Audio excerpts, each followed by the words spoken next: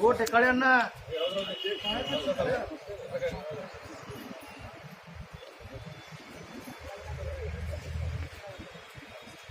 जैसे थे एक साथ ढोल की शुरू करेंगे। शुरू कर।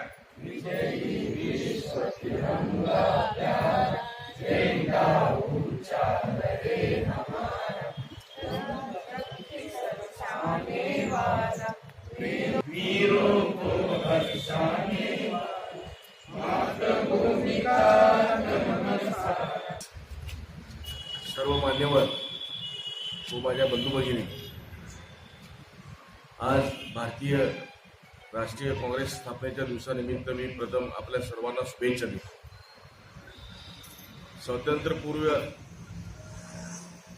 स्वातंत्र्याच्या लढ्यासाठी फक्त काँग्रेस पक्ष हा एकमेव पक्ष आहे की लढ्यामध्ये भाग घेतला होता।